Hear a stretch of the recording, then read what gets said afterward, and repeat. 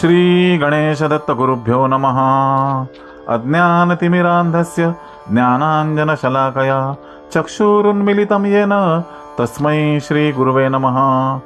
परमपूज्य सद्गुरू श्री रामकृष्ण क्षीरसागर स्वामींना वंदन करून संघटित सत्संग मंडळांच्या या गुरुकार्यातील मोहिमेमधल्या 2182व्या भागाचं मी पठण करीत आहे। आज चैत्र कृष्ण चतुर्दशी, गुरुवार दिनांक 16 एप्रिल 2026। अमृत कलश पुष्प 9 या ग्रंथातील सृष्टी रचना या अध्यायाचे पठण सुरू आहे। परमपूज्य सद्गुरू श्री रामकृष्ण क्षीरसागर स्वामी आपल्या प्रासादिक वाणीतून मार्गदर्शनपर आशीर्वाद देताना पुढे म्हणतात, या सृष्टीवर जो जो मानव जन्म घेतो त्या प्रत्येकाला काहीतरी कार्य देऊनच भगवंतांनी या पृथ्वी तलावर पाठवलेले आहे। प्रत्येक प्राणीमात्रात चैतन्यरूपी भगवान वास करतो, पण मानवाला विशेष गुण म्हणजे वाणी, मेधा व स्मृती दिली आहे। भगवंताने 4 प्रकारच्या जीवांची अनुक्रमे अंडज, स्वेदज, जारज म्हणजे जरायुज व उद्भिज यांची उत्पत्ती केली। अंडज म्हणजे ज्यांची उत्पत्ती अंड्यातून होते, स्वेदज म्हणजे घामातून उत्पन्न होणारे, जारज म्हणजे जरायुज म्हणजे योनीतून जन्म घेणारे व उद्भिज म्हणजे भूमीतून जन्म घेणारे। मनुष्याची उत्पत्ती जारज या प्रकारे होते। मानव जन्मात मातेच्या शरीरात पिंड धारण केला जातो। पुरुषाच्या शरीरात शुक्राणू असतात। या शुक्राणूंच्या शिवाय मातेच्या शरीरात पिंड धारण होऊ शकत नाही। मुलाच्या जन्माला येणारा पिंड बाजरी एवढा असतो, तर मुलीचा पिंड भगरी एवढा असतो। तुम्ही स्वतः बारकाईने विचार केलात तर तुमच्या सहज लक्षात येईल की गर्भधारणेतील त्या इवल्याशा दाण्यातच जन्माला येणाऱ्याचे दैव, दुर्दैव, बुद्धी, सुख, दुःख, अपंगत्व, कर्तृत्व, प्रारब्ध, आकृती, विकृती, रंग, रूप आणि आयुष्य अंतर्भूत असतं।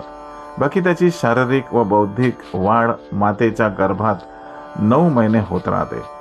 धारणेनंतर तो पिंड टप्प्याटप्प्याने विकसित होतो व वाढत जातो। मुलगी जन्माला यायची असेल तर पिंडाचा आकार लहान व मुलगा जन्माला यायचा असेल तर पिंडाचा आकार थोडा मोठा असतो। तो रक्त व मांसाने वाढीला लागतो। 3 महिन्यानंतर अंकुर फुटू लागतो। पिंड सुपारी एवढा होतो, त्याचा आकार बदलत जातो। 4 महिन्यांशिवाय पिंड पोटात वाढत आहे हे कळत नाही। 5व्या महिन्यापासून पिंडाला त्वचा व लव यायला लागते।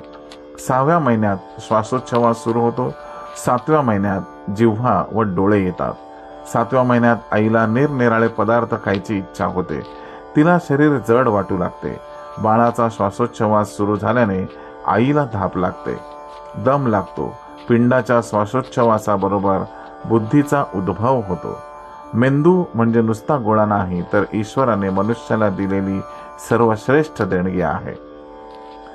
बुद्धिमान व्यक्तीच्या मेंदूला अनेक सुरकुत्या व कप्पे असतात, तर ज्याच्या मेंदूला कमी सुरकुत्या असतात तो बुद्धीने कमी असतो।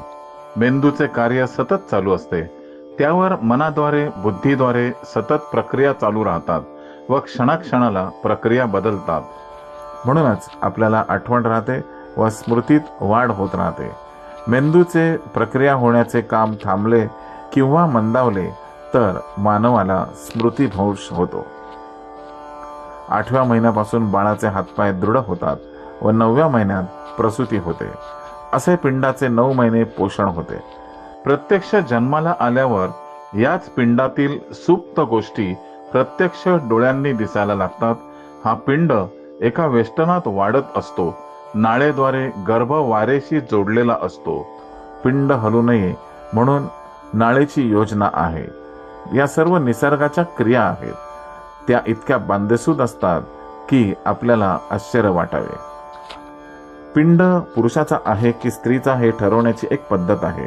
स्त्रीला शरीर जास्त जड वाटत असेल तर पुरुष पिंड असतो।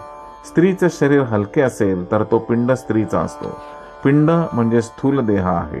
पिंड जेव्हा जन्माला येतो म्हणजे मूल जन्माला येते तेव्हा पिंड गरम असतो, त्याला पाण्यात ठेवायला लागते।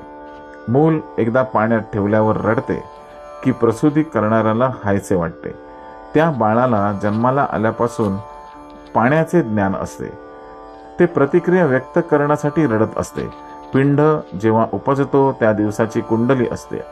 जेव्हा जन्म घेतो तेव्हा बाळ 9 महिन्यांचे असते. मातेने त्याला सोहम सोहम असे सांगायला पाहिजे, परंतु एवढे ज्ञान हल्लीच्या मातेला नसते.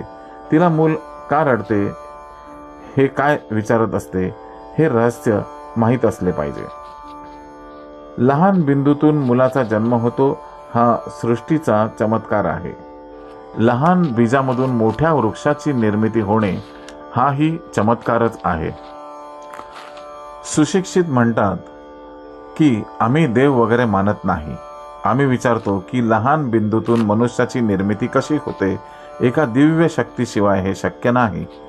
परमात्मा जीवाच्या रूपाने जन्माला येतो व तो जीवात्मा पुन्हा परमात्म्यात विलीन होतो. हेच त्यामागचे सूत्र आहे. तसे पाहिले तर मनुष्याच्या शरीराला कुठेही बटणे नाहीत, कुठल्याही तारा जोडलेल्या नाहीत, तरीही त्याच्या सर्व क्रिया चालू राहतात. फक्त 2 बटणे भगवंताने स्वतःच्या हातात ठेवली आहेत, ती म्हणजे त्याने या पृथ्वी तलावर जीव म्हणून कधी जन्म घ्यायचा व कधी जीवनाची समाप्ती करायची. हे सर्व जीवमात्रांच्या बाबतीत लागू आहे. पिंडाला दिलेला जन्म हा मानवी इच्छेचाच प्रभाव व परिणाम असतो. अनेक लोक त्यांच्या मुलांच्या तक्रारी घेऊन माझ्याकडे येतात, मुलांना दोष देत राहतात. पण माझ्या मते या दोन्ही गोष्टी निरर्थक आहेत. हे दोष किंवा हा परिणाम निर्माण होण्यास बऱ्याच अंशी माता पिताच कारणीभूत असतात. यात बराच भाग अनुवंशिकतेचाही असतो. पिंडात अनुवंशिकता ही आईकडून कमी व वडिलांकडून जास्त येते. पित्याकडून ती पुढे पुढे वाहत राहते. मातेच्या उदरात या पिंडाचे पोषण होत असल्याने त्याचाही परिणाम होतोच. शास्त्राने दिलेले संकेत पाळणे हे आपले कर्तव्य आहे. यात समागमाच्या वेळी काही नक्षत्र, तिथी, दिशा, वस्त्र व त्याचे रंग यांचा विचार केला आहे. निळा रंग वर्ज्य मानलेला आहे. पांढऱ्या रंगाला प्राधान्य दिलेले आहे. मघा, मूळ, अश्लेषा व विशाखा ही क्रूर नक्षत्रे म्हणून गणली जातात. या सर्वांचा विचार करून विवेकाने जर पिंडाचे रोपण झाले तर निश्चितच चांगला परिणाम दिसेल. श्री गुरुदेव दत्त. गुरुबंधू आणि भगिनींनो, आजचे हे पठण परमपूज्य सद्गुरूंच्या चरणी सादर अर्पण.